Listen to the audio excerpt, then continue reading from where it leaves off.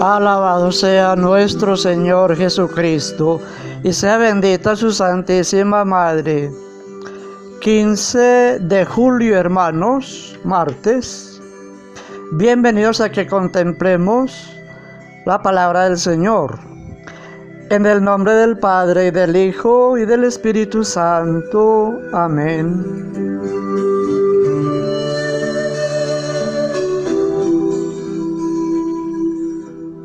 Hoy vamos a comenzar la lectura del libro del Éxodo. Recordemos cómo terminamos en estos días. Ayer nada más estábamos terminando la lectura del Génesis con la muerte de Jacob y de José. Cuando el pueblo empezó a ser muy numeroso, ya llegó otro faraón que nunca oyó hablar de José y, preocupado por tanta gente, quiso esclavizarlos para exterminarlos por el temor de que de pronto se unan a los pueblos enemigos y los derroten.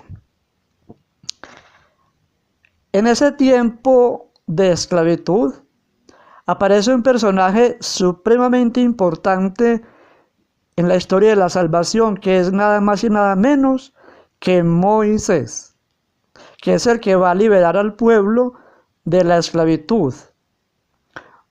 Hoy tomamos el libro del Éxodo 2, del 1 al 15. Él nace de una mujer y de un hombre de la tribu de Leví. Cuando la mujer lo concibió, lo escondió 3 meses, porque el faraón había dado la orden que todo niño varón hebreo debía ser pasado a cuchillo. Las mujeres no.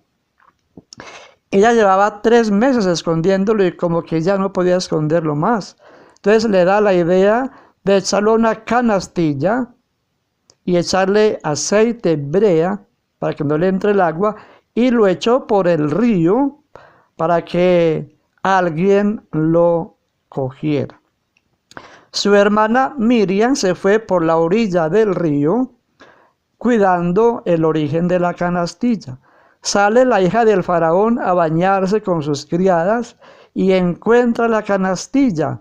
Ella había implorado a los dioses un hijo.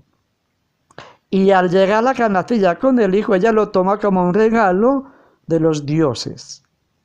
Como Miriam estaba cerquita por ahí, la hermana de Moisés, del niño, le dice a la hija del faraón que si quiere le consigue una mujer hebrea para que cuide el niño.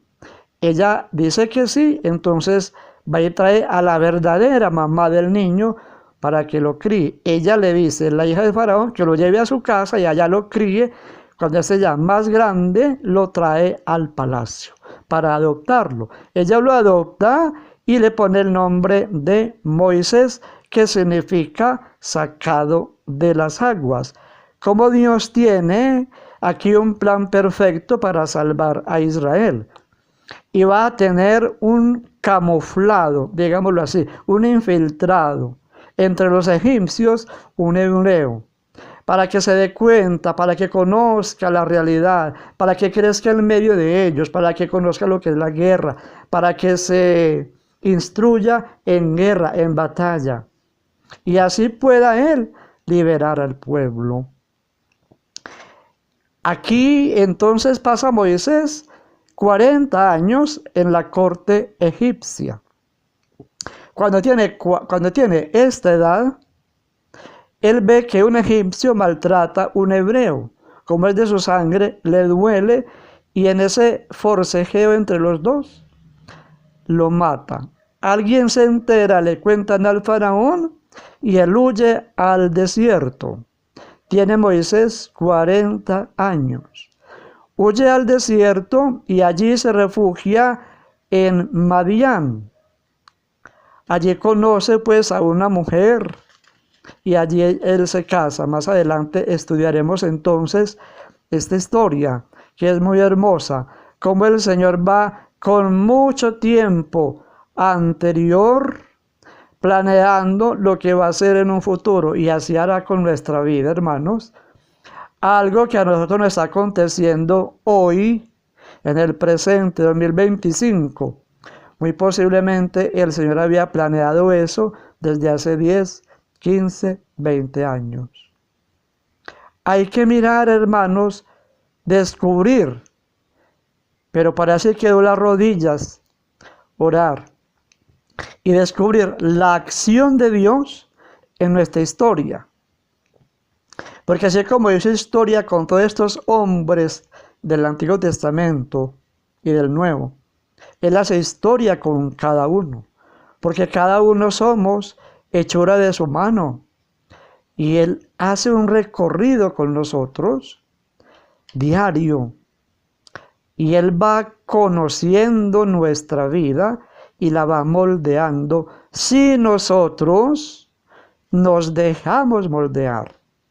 Por eso siempre les digo, hermanos, que no nos cansemos de orar y de conocer la palabra de Dios, escuchar la palabra de Dios, para ir descubriendo esos misterios de la salvación.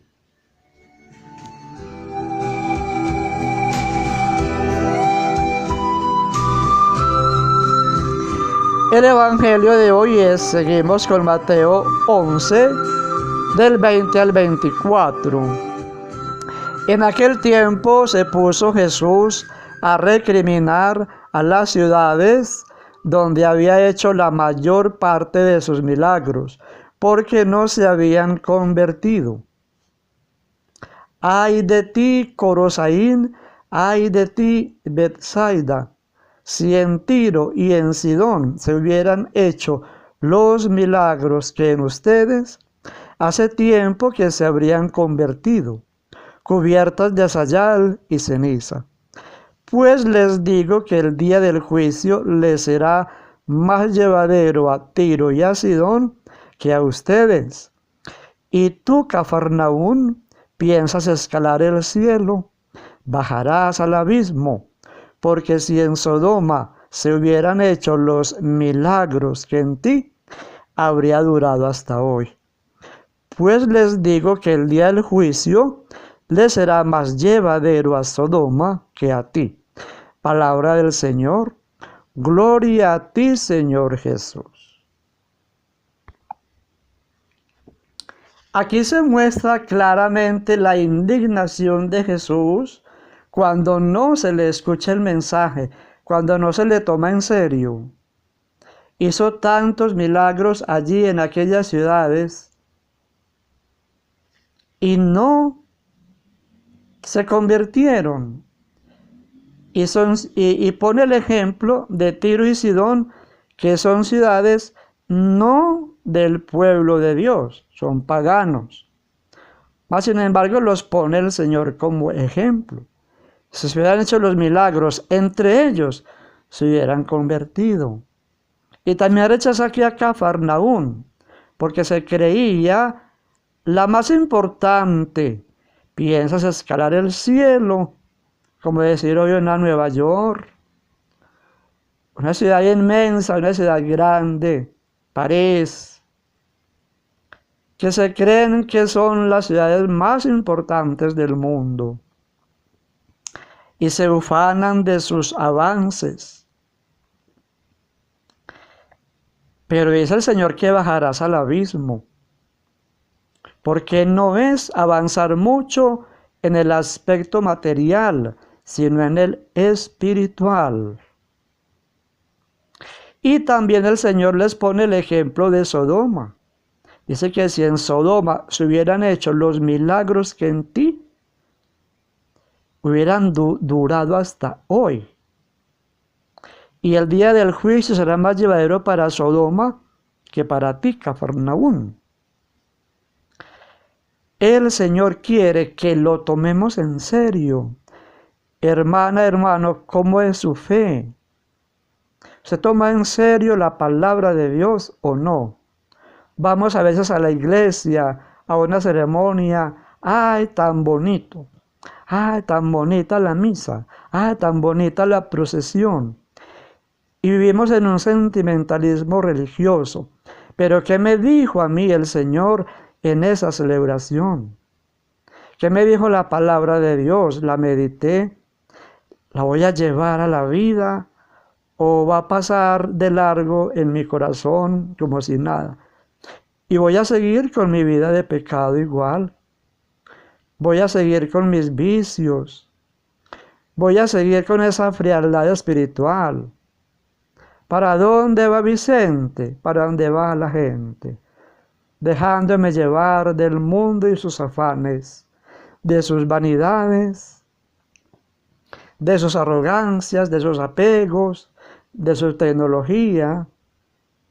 Y le pongo mucha importancia a todas estas cosas que a la final se van a terminar. Pero cielo y tierra pasarán, mis palabras no pasarán, dijo el Señor. ¿Para qué apegarme tanto yo a un aparato tecnológico o a una prenda de vestir, a un lugar, a una diversión, hasta a una persona? Si al fin de cuentas todo llega y todo pasa. Pero si nuestro referente es Cristo el Señor, nuestra vida va a ser distinta y va a tener un sentido cada acontecimiento, cada momento, cada trabajo que hagamos, cada diligencia, cada encuentro con un hermano, así sea sencillo, tendrá trascendencia porque ahí tengo yo en ese acontecimiento al Señor. Pidamos al Señor que nos dé la gracia de recibirlo en el corazón y que no seamos como estas ciudades que escucharon la palabra pero no la meditaron, no la llevaron a la vida. Llevemos a la vida de nosotros la palabra para que tengamos una interioridad y el Señor haga historia con nosotros. En el nombre del Padre, del Hijo y del Espíritu Santo. Amén.